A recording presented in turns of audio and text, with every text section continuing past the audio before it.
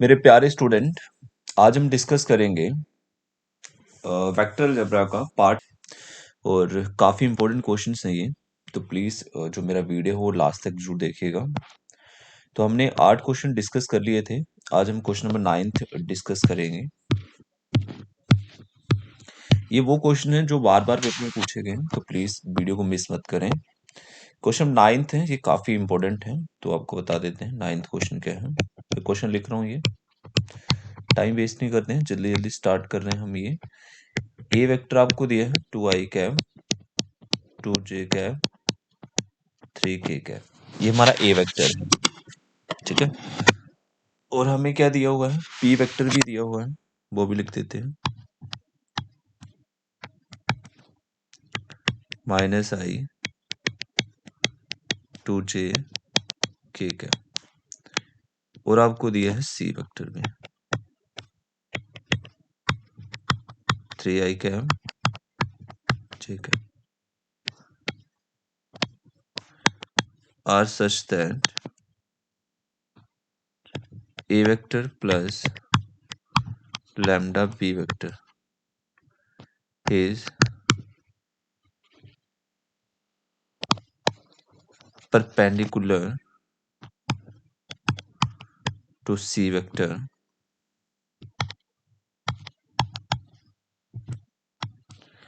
then find the value of lambda।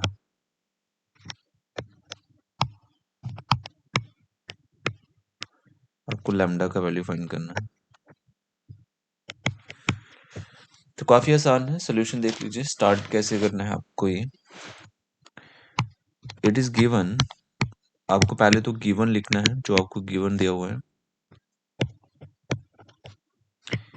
A vector आपको दिया है 2i cap 2j cap 3k cap. V vector आपको दिया है -i कैप 2j कैप फिर k कैप दिया हुआ है। और सी वेक्टर आपको दिया हुआ है 3i कैप और j कैप। सबसे पहले आप फाइंड कर लें A vector plus lambda time B vector find कर लो, ठीक है। तो ए वेक्टर कितना है लिखो यहाँ पे, ये 2j कैप है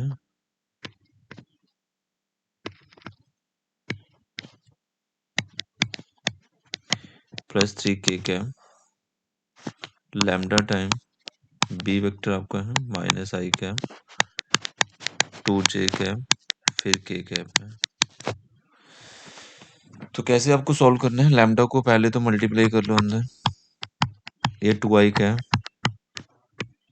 2j cap 3k cap minus lambda i cap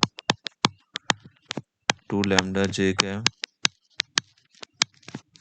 अब देखो i को i कैप दोनों कॉमन आते हैं, ऐड जब करेंगे 2 माइनस लैम्डा i कैप बचेगा। j को j के साथ देखिए 2 प्लस 2 लैम्डा j कैप और k को k के साथ देखिएगा 3 प्लस लैम्डा k कैप। तो ये जो वैल्यू आई है ए प्लस लैम्डा बी वेक्टर का है। ये मैंने क्यों फाइंड आउट किया, क्योंकि अगर क्वेश्चन पढ़ लें तो आपको क्वेश्चन में बोला गया कि A vector plus lambda B vector is perpendicular to C vector है। और आपने ये पढ़ा हुआ है, जब एक वेक्टर परपेंडिकुलर होता है तो उनका डॉट प्रोडक्ट क्या होता है, 0 होता है। अब लेकिन since A vector plus lambda time B vector is perpendicular to C vector, तो अगर ये परपेंडिकुलर है तो इनका जो डॉट प्रोडक्ट होगा, अगर आपने नहीं पढ़ा है तो प्लीज पढ़ लीजिए, इनका जो डॉट प्रोडक्ट होगा वो हमें 0 रिजल्ट देगा।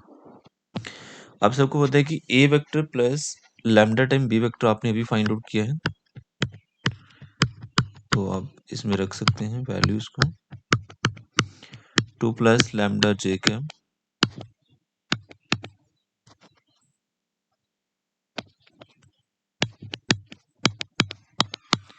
3 प्लस लैम्डा के कैप। इसका जो डॉट है वो आपको करना है सी वेक्टर के साथ, तो सी वेक्टर आपका 3i कैप जे कैप है और ये किसके इक्वल है, 0 के। तो डॉट जब करने जाएंगे तो आई के साथ डॉट होगा, तो देख लीजिए, तो ये आपका आएगा 2 माइनस लैम्डा इंटू में 3, ठीक है। फिर आपका आएगा 2 प्लस 2 लैम्डा इंटू में 1, और फिर आएगा 3 प्लस लैम्डा इंटू में 0। के कैप यहाँ पे नहीं है तो वहाँ पे आप 0 लिखेंगे। काफ़ी आसान है, ये मल्टीप्लाई करें, 2 3 का 6 माइनस 3 लैम्डा, 2 प्लस 2 लैम्डा आ जाएगा, और ये 0 के बराबर है। लैम्डा को लैम्डा के साथ जोड़ें तो -3 lambda plus 2 lambda minus lambda, 6 और 2 आपका 8 हो जाता है, और ये 0 के बराबर आ जाएगा। लैम्डा को उधर लेके चली जाए तो ये प्लस का हो जाएगा, और यहाँ से लैम्डा की जो वैल्यू है वो आपकी 8 आ गई है। काफ़ी आसान है, कोई दिक्कत नहीं होनी चाहिए। आई होप आपके क्वेश्चन समझ आया हो। अभी तक हमारे जो क्वेश्चन है 9 हो चुके हैं, अब हम क्वेश्चन नंबर 10th डिस्कस करने वाले हैं। 10th क्वेश्चन में एक बार लिख देता हूँ क्या क्वेश्चन है। काफी आसान क्वेश्चन है और इम्पोर्टेंट काफी ज्यादा है। ए वेक्टर, बी वेक्टर और सी वेक्टर ये आपको दिया है, और यूनिट वेक्टर, क्वेश्चन लिख रहा हूँ, such that A vector B vector plus में सी वेक्टर ये 0 के बराबर है। Find the value of A vector dot B vector, B vector dot C vector, C vector dot A vector का आपको वैल्यू फाइंड करना है। काफ़ी आसान है, आपको बता दें कैसे आप इसे फाइंड आउट कर सकते हैं, ठीक है। सबसे पहले सोल्यूशन लिखना है आपको, तो पहले तो गिवन लिख लीजिए क्या क्या दिया हुआ है। इट इज गिवन, आपको गिवन है कि A vector B vector and C vector are unit vector, ये आपको यूनिट वेक्टर दिया हुआ है। आपको पता है अगर यूनिट वेक्टर है तो यूनिट वेक्टर में क्या होता है कि ए वेक्टर का मैग्नीट्यूड पूछें, जब बी का पूछें, जब सी का पूछें, वो आप क्या बताएंगे, हमें 1 नहीं बताओगे। और आपको ये दे दिया है कि A vector B vector C vector ये 0 के बराबर है। आप देख सकते हैं ये आपको गिवन दिया हुआ है। क्वेश्चन एक बार पढ़ लीजिएगा, वहां पे लिखा हुआ है। उसके बाद हमने क्या किया, स्केयरिंग बोथ साइड करा। ऐसा करने से क्या होगा आपको बता देते हैं।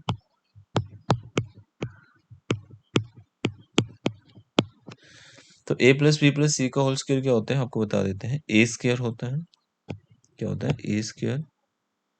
ए स्क्वायर की जगह पे मैं लिख रहा हूँ मैग्नीट्यूड का स्क्वायर, ठीक है, ऐसा लिख सकते हैं। बी स्क्वायर की जगह पे लिख रहे हैं बी के मैग्नीट्यूड का स्क्वायर। सी स्क्वायर की जगह पे लिख रहे हैं सी के मैग्नीट्यूड का स्क्वायर। ये आपने 8th में फॉर्मूला पढ़ा होगा। A plus B plus C का होल स्क्वायर होता है A square plus B square plus C square plus 2ab plus 2bc plus 2ac। तो ऐसे आप लगा रहे हैं तो क्या लिखेंगे, 2ab 2bc फिर 2ac लिखना है, A vector dot C vector, और ये किसके बराबर है, 0 के। अब आपको पता है ए वेक्टर का मैग्नीट्यूड 1 है, बी का भी मैग्नीट्यूड 1 है, और सी वेक्टर का भी मैग्नीट्यूड 1 है। तो ये 1 स्क्वायर लिखना है आपको, 1 स्क्वायर लिखना है, 1 स्क्वायर। और ये जैसे वैसे लिख दीजिए, 2a vector B vector 2b vector dot C vector 2a vector dot C vector 0 के बराबर है। तो 1 1 ये 3 हो गए, उधर जाके माइनस के हो जाएंगे, और इनमें से 2 कॉमन आता है जो कि हम डायरेक्ट ले रहे हैं। A vector dot B vector B vector dot C vector A vector dot C vector आपका बचने वाला है। तो ये 3 उधर जाके माइनस का होगा, और 2 को नीचे भेज दो, और यही आपसे पूछा गया है। काफी आसान है, कोई दिक्कत वाली इसमें बात नहीं होनी चाहिए। तो 2 जब नीचे भेजेंगे तो ये जो आया है ना, ये आपका आंसर और ये आपसे पूछा गया था। आई होप आपको ये समझ आ गया हो। काफी आसान था, कोई दिक्कत वाली इसमें बात नहीं थी। क्वेश्चन नंबर मैं 11th आपको करवाने वाला हूँ, तो प्लीज देख लीजिएगा। 11th क्वेश्चन में find the area of parallelogram, ठीक है, whose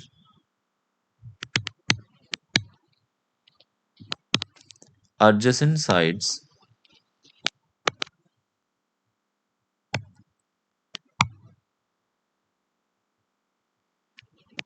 are determined by the vector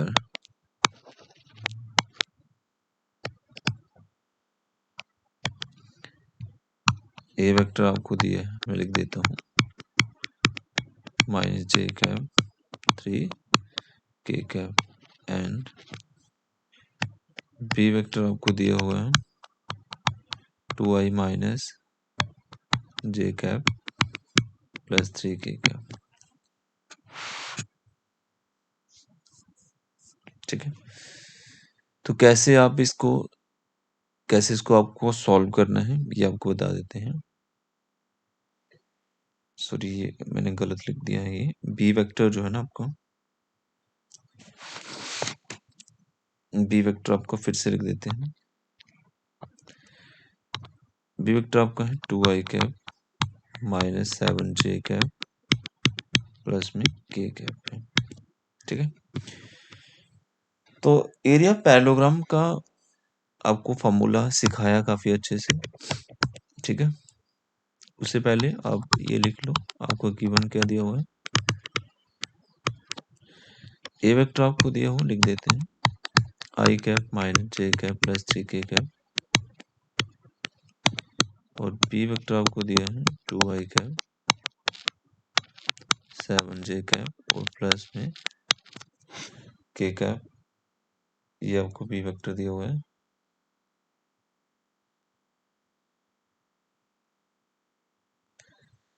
तो आपको पूछा एरिया पैरेललोग्राम,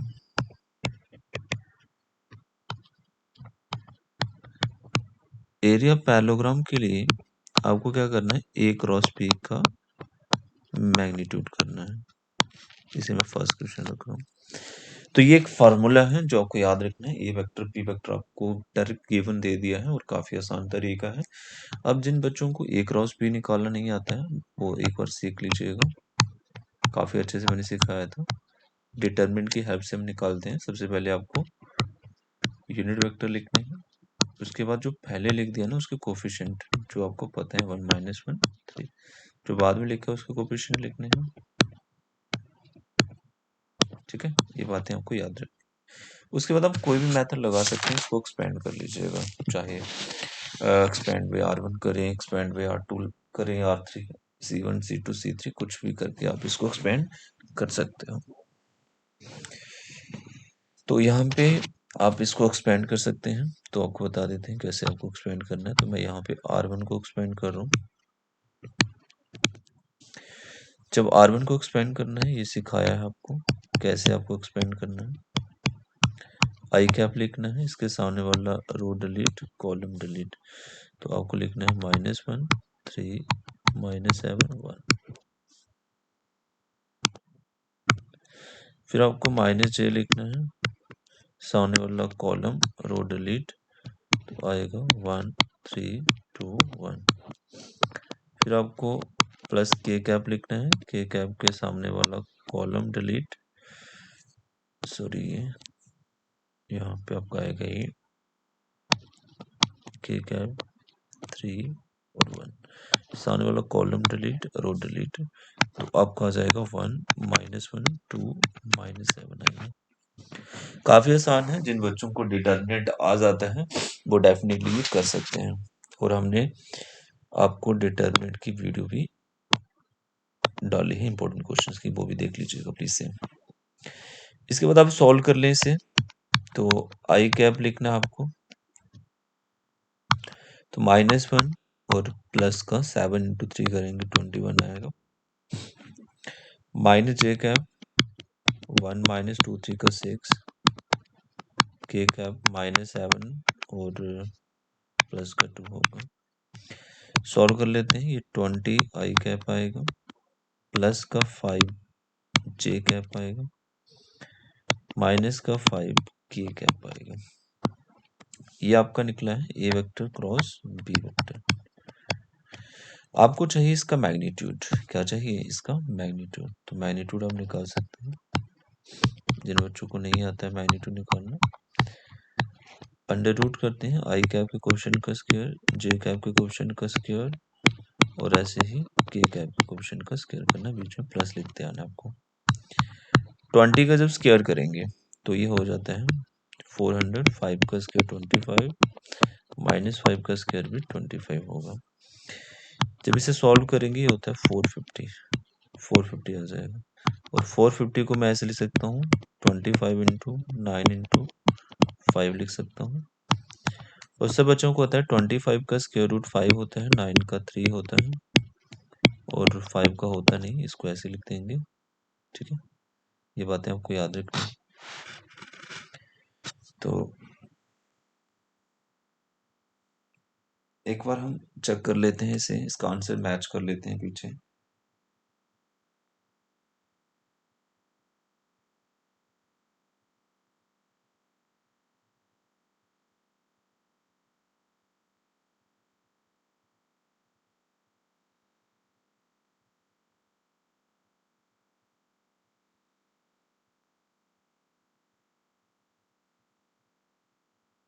तो यहाँ पे हमने गलत लिख दिया, ये सॉरी इसके लिए।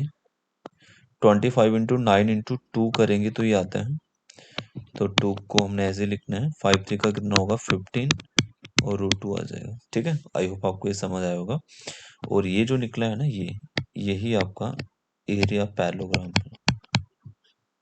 ठीक है, और एरिया है तो आप इसको स्क्वायर यूनिट में लिखोगे तो बिल्कुल एक्यूरेट आंसर है। तो आप देख सकते हैं इसको। क्वेश्चन नंबर 12 देख लीजिए। एक बार मैं क्वेश्चन लिख रहा हूँ। 12th क्या है? Find the angle between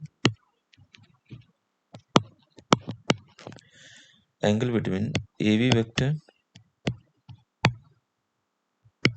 and CD vector, I cap, J cap, K cap। ठीक है, और फिर आपको दिया है 2I cap plus 5J cap,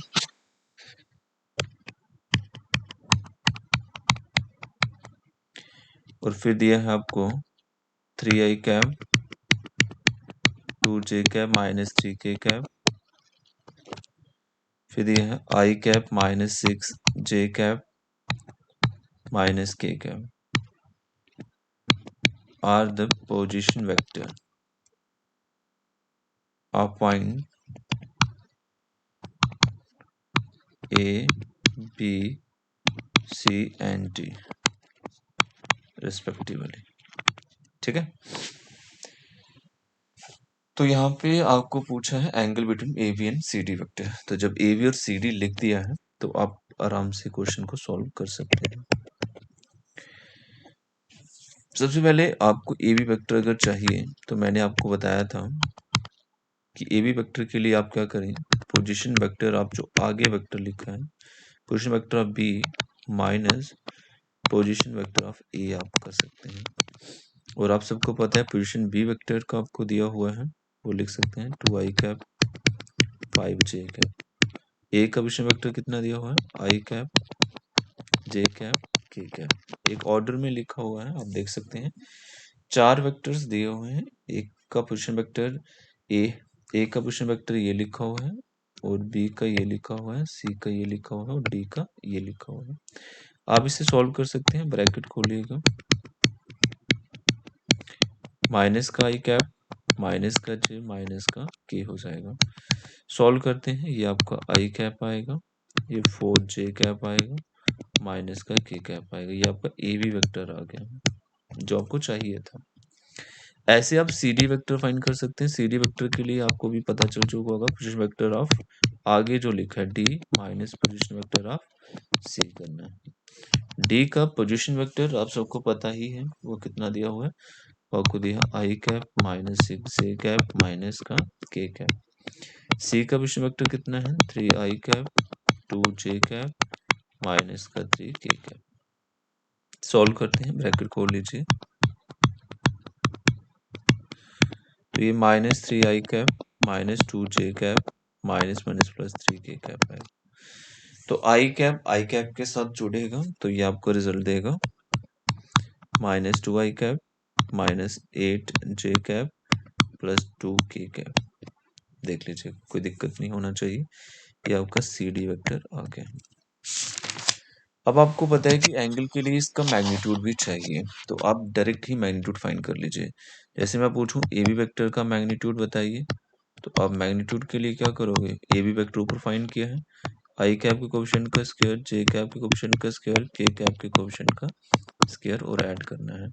तो ये आपको आता है 1, 4 का स्क्वायर 16 और 1, ये मिलेगा 18। कितना आ जाएगा 18।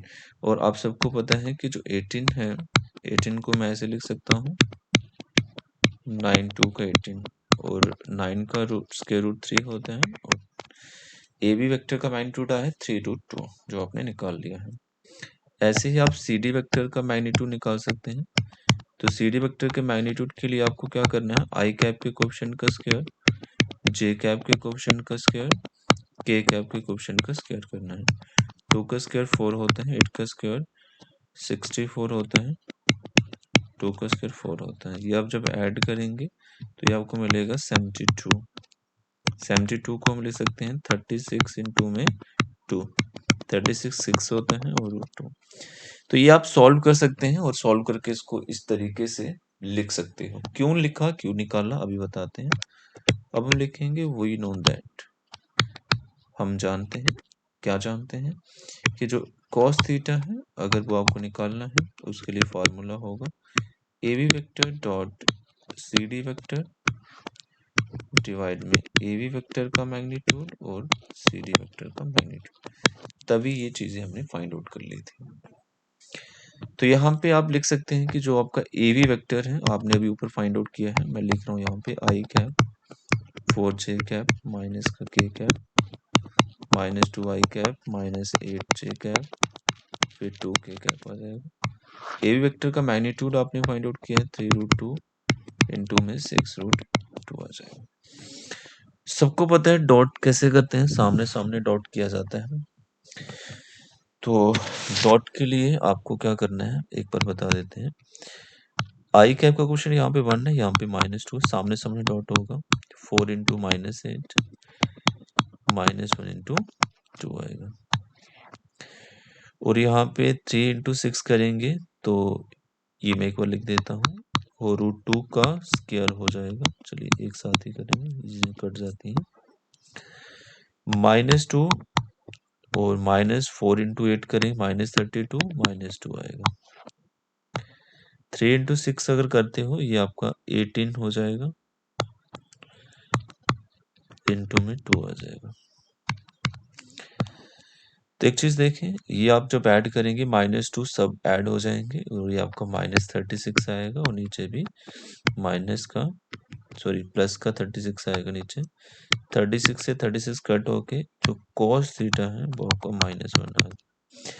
-1 cos में किसका वैल्यू होता है ये सबको पता ही है, cos 180 का। ये चीजें कट होके थीटा आपका आ गया है 180 डिग्री। आई होप आपको ये चीजें समझ आ रही होंगी, काफी आसान है। तो ये आपका आंसर है। तो since angle between A B vector and C D vector is 180 degree, तो ये आप देख सकते हैं। तो आप लास्ट में लिख भी सकते हो कि थीटा जो है वो angle between A B vector and C D vector है। क्लियर? आई होप आपको ये समझ आया होगा। नेक्स्ट क्वेश्चन देख लीजिए, क्वेश्चन नंबर 13 आपको बता रहे हैं। क्वेश्चन लिख देते हैं, ऐसा क्वेश्चन हमने पहले भी आपको करवा दिया है। शो दैट द पॉइंट लिख देते हैं 2 3 4 -1 -2 1 5 8 7, ये कोलिनियर है, ये हम लिख देते हैं। ठीक है, सॉल्यूशन देख लीजिए इसका। तो हमने क्या कर लिया, लेट कर लिया, एक को ए मान लेते हैं 2 3 4, एक को बी मान लेते हैं -1 -2 1, एक को सी मान लेते हैं 5 8 7। फिर 3 पॉइंट्स, ये 3 पॉइंट्स कैलकुलेट कर लिया। तो कोलिनियर के लिए हम आपको एक और तरीका बता रहे हैं कि डायरेक्शन रेशियोज ऑफ, अब मैं आपको फार्मूला बता रहा हूँ डायरेक्शन रेशियोज वाला, ठीक है। इससे पहले हमने बताया कि A vector plus lambda time B vector अगर आ जाता है तब वो कोलिनियर हो जाता है। तो डायरेक्शन रेशियो से कैसे आप कोलिनियर बता सकते हैं, देखिएगा आपने डायरेक्शन रेशियो से ए बी का निकाला, वो आप सबको आता है, अगर नहीं आता है मैं एक बार फार्मूला लिख देता हूँ, x2 minus x1 ratio y2 minus y1 ratio z2 minus z1। तो x2 माइनस x1 जब आप करेंगे तो ए बी आप देख रहे हैं -1 -2 -3 होगा, चेक कर लो फटाफट।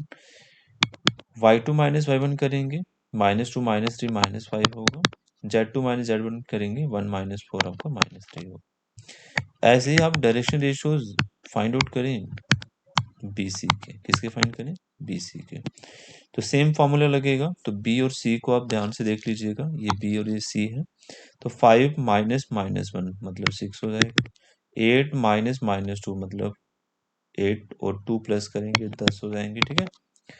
और फिर 7 -1 आपका 6 होगा। तो आप देख सकते हैं, आप इसे किसी एक नंबर से डिवाइड कर दें, जैसे मैं आपको बोलूँ इस नंबर, इसे -2 से डिवाइड कर दीजिए, तो आपको जो रिजल्ट मिलेगा वो -3 है ना, कुछ एक ऐसा नंबर जिसे डिवाइड करने पर ये direction ratios of A B जैसा बन रहा है।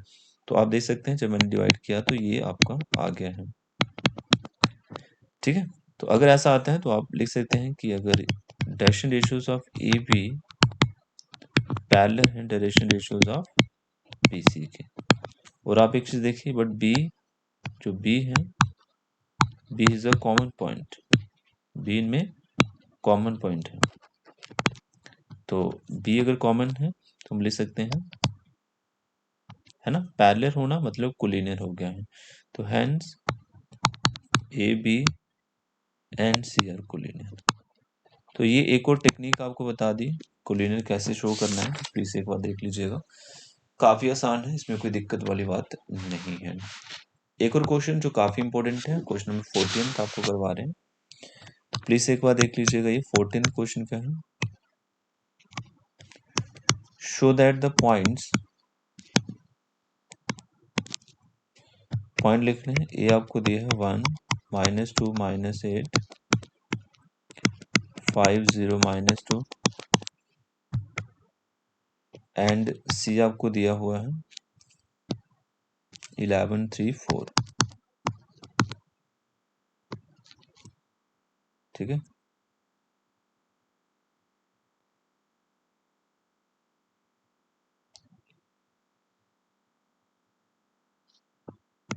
ठीक है, 11 3 और हमने लिख दिया 4, और इसके साथ आपको बोला है ये आपको शो करना है कि ये कोलिनियर है, ठीक है, शो करना है कोलिनियर है, और साथ ही आपको जो है find the ratio in which P divide AC, ठीक है। आपको इनके साथ ही जो है आपको क्या करना है, find the ratio in which B divide AC, B AC को कैसे डिवाइड करना आपको वो बताना है, रेशियो बताना है वो आपको, ठीक है। तो सॉल्यूशंस के लिए देखिए क्या करना है, आपको ये शो करना है कोलिनियर एक ही लाइन पर होने चाहिए, है नहीं, हम मान रहे हैं कि एक ही लाइन पर है। बी आपको दिया है 5 0, सी आपको दिया हुआ है 11 3 और 4। कैसे शो करेंगे देखिएगा, अब मैं आपको ये पैरेलल वाला केस बता रहा हूँ कैसे हमने किया था। अब एक काम करिए, सबसे पहले ए बी वेक्टर फाइंड कर लीजिए, जिन बच्चों को नहीं फाइंड करना आता है मैं आपको बता देता हूँ। ए बी वेक्टर अगर आपको एक लाइन पर 2 पॉइंट्स दिए तो ए बी वेक्टर फाइंड करने का फॉर्मूला होता है x2 minus x1 i cap, y2 minus y1 j cap, z2 minus z1।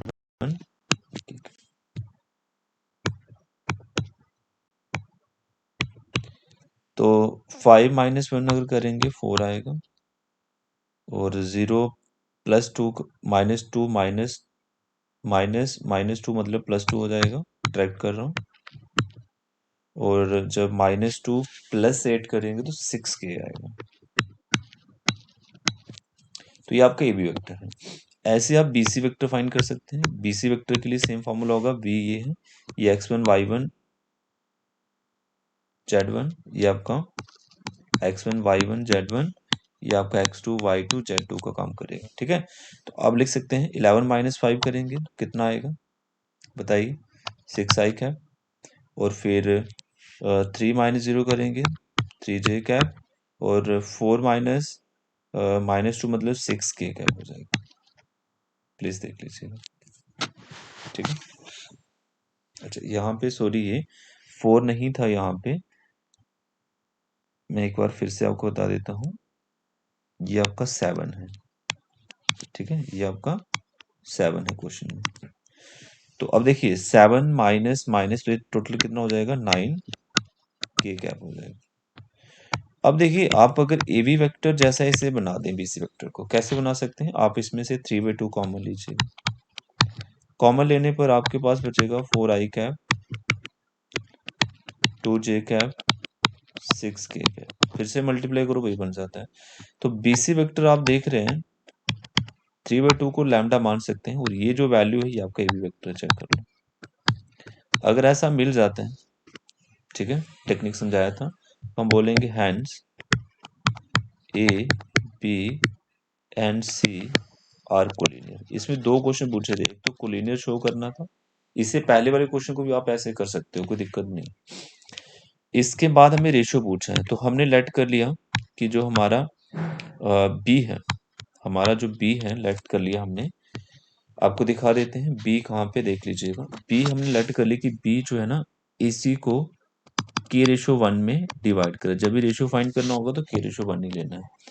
तो हमने लिख दी let B divide A C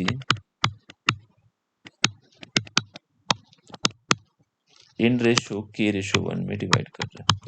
okay, तो अब आप क्या करें यहाँ पे, वही यूजिंग सेक्शन फॉर्मूला। अगर नहीं आता है तो याद कर लें।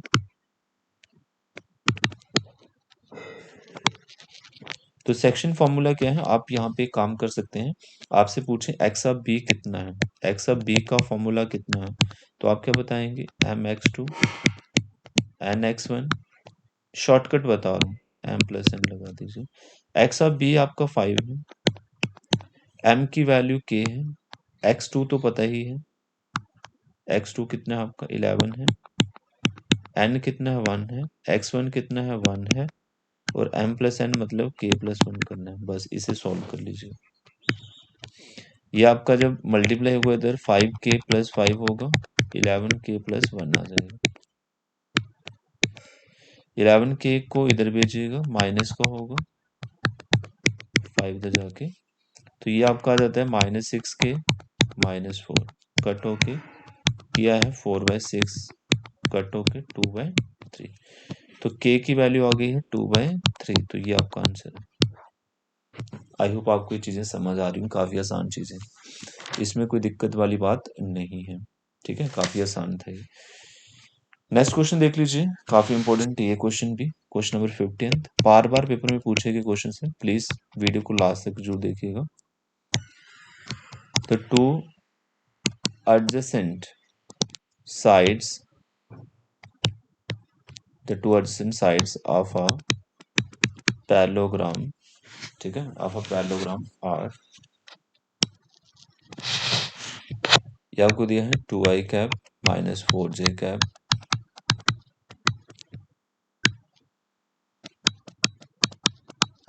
2j -3 का k cap. Find the unit vector parallel to its diagonal। काफी अच्छा क्वेश्चन है ये, और इसके साथ ही आल्सो फाइंड इट्स एरिया।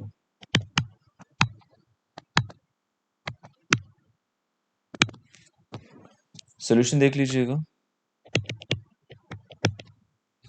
सबसे पहले आप लिखेंगे गिवन क्या दिया हुआ। पैरेललोग्राम सबने देखा है, किस तरीके का होता है। जब डायगोनल की बात करेगा मतलब ये सी वेक्टर होता है, ये ए वेक्टर होता है, ये बी वेक्टर होता है। तो डायगोनल का यूनिट वेक्टर पूछा गया है, तो उस केस में कैसे फाइंड करना है ये बता देते हैं। पहले तो गिवन लिखिए, गिवन एक तो ए वेक्टर दिया है 2i कैप, ठीक है, 2i cap minus 4j cap plus 5k cap. एक वी वेक्टर दिया हुआ है i cap minus 2j cap minus 3 का k कैप। देखिए डायगोनल जो वेक्टर होता है वो सी वेक्टर होता है, डायगोनल वेक्टर होता है सी वेक्टर। अगर आपको उसका यूनिट वेक्टर पूछा है तो डायगोनल वेक्टर पहले फाइंड आउट करना पड़ेगा, तो वो निकलेगा सम करके। तो सम कर ले फटाफट जल्दी से, सामने सामने ही सम करना है। देखिए 2i और i 3i होते हैं, तो जब मैं इसे प्लस करूंगा -6j होता है, 5 माइनस 3 प्लस का 2k होता है। तो काफ़ी आसान है, आपको यूनिट वेक्टर के लिए इसका मैग्नीट्यूड भी चाहिए सी वेक्टर का, जो कि आप आराम से निकाल सकते हैं। 3 का स्क्वायर 9 होता है, 6 माइनस 6 का स्क्वायर 36 होता है, 2 का स्क्वायर 4 होता है। जब आप इसको ऐड करेंगे तो आप देख सकते हैं ये आपको ऐड करके मिलेगा 49 और 49 मीन होता है 7। तो सी वेक्टर का मैग्नीट्यूड निकालना काफ़ी आसान था, ठीक है। तो अब आपसे पूछे यूनिट वेक्टर, तो यूनिट वेक्टर अगर पूछा है डायगोनल वेक्टर का तो वो आप कैसे रिप्रेजेंट करेंगे आपको बता देते हैं। सी के ऊपर कैप लिखेंगे, फॉर्मूला होगा C vector divide by C vector का मैग्नीट्यूड। सी वेक्टर आपको दिख ही रहा है 3i minus 6j plus 2k cap, और मैग्नीट्यूड कितना है 7 है। इसे आप स्प्लिट कर लीजिएगा।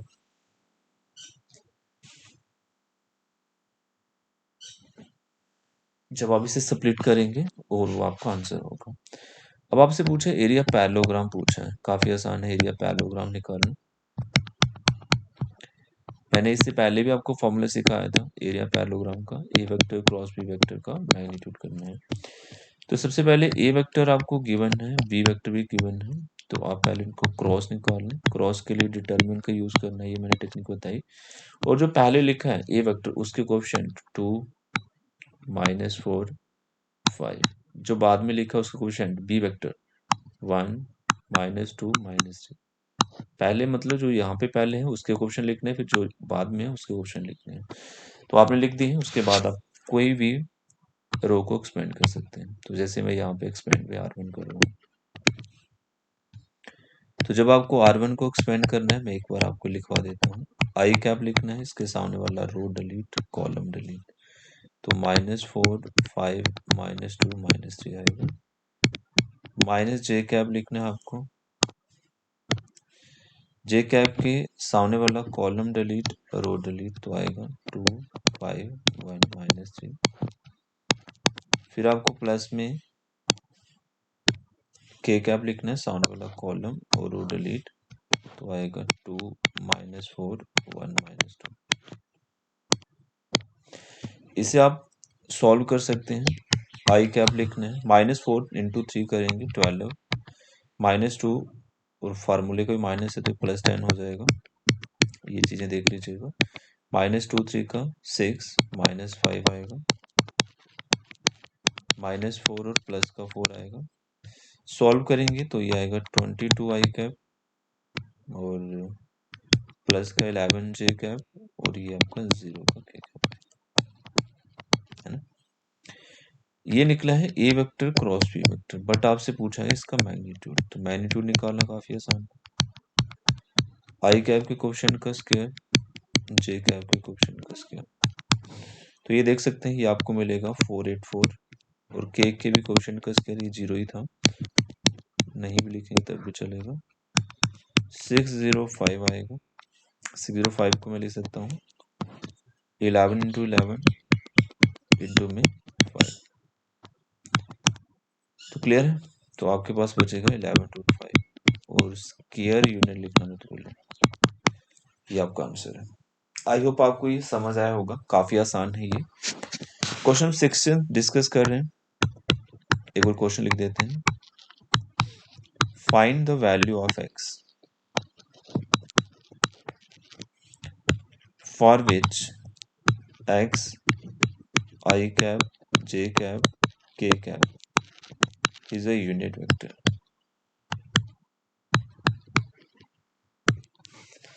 तो इसका सॉल्यूशन देख लो। सबसे पहले गिवन लिखिए, इट इज गिवन, हमें गिवन दिया है X I cap J cap K cap we are unit vector. ये आपको यूनिट वेक्टर दिया है। तो यूनिट वेक्टर अगर आपको दिया है तो आपको पता है ये, अगर ये यूनिट वेक्टर है तो इनका जो मैग्नीट्यूड होगा वो कितना होगा 1। एक्स को मैं मल्टीप्लाई कर रहा हूँ अंदर, तो इसका जो मैग्नीट्यूड होगा वो आपको 1 के बराबर मिलेगा। अगर ये यूनिट वेक्टर है तो इसका मैग्नीट्यूड 1 होगा। सबको पता है यूनिट वेक्टर का मैग्नीट्यूड 1 होता है। तो मैग्नीट्यूड कैसे निकालते हैं, सबको पता है, अंडर रूट करना है एक्स का स्क्वायर। अब जे कैप के कोएफिशिएंट का स्क्वायर भी एक्स ही है ना, जे का कोएफिशिएंट भी एक्स है, तो के का भी कोएफिशिएंट एक्स है, तो उसका स्क्वायर करते हैं कि 3x स्क्वायर का रूट आ गया 1 के बराबर। स्क्वायरिंग बोथ साइड करें, हमें पूछा एक्स बताइए, काफी आसान क्वेश्चन है। तो ये मिलेगा, रूट हट जाएगा, 1 का स्क्वायर 1 ही होता है, तो X square is equal to 1/3, और एक्स आपसे पूछे आप बताओगे प्लस माइनस में 1/√3। काफी आसान क्वेश्चन था ये। आई होप आपको ये समझ आया होगा, इसमें कोई दिक्कत वाली बात नहीं है, काफी आसान सा क्वेश्चन था। आई होप आपको ये सारी चीजें समझ आ गई होंगी। ठीक है, तो आज के लिए हम इतना ही रखेंगे। तो प्लीज मेरे चैनल को सब्सक्राइब कर लें और वीडियो को ज़्यादा से ज़्यादा शेयर करें, क्योंकि सब बच्चों को इसका बेनिफिट मिलना चाहिए। काफ़ी इंपॉर्टेंट क्वेश्चंस हैं, जो बच्चे घर बैठ के तैयारी कर रहे थे उनके लिए काफ़ी इंपॉर्टेंट क्वेश्चंस हैं ये, तो प्लीज़ इनको एक बार देख लो। ठीक है, तो आज की वीडियो को यहीं पे हम एंड कर रहे हैं।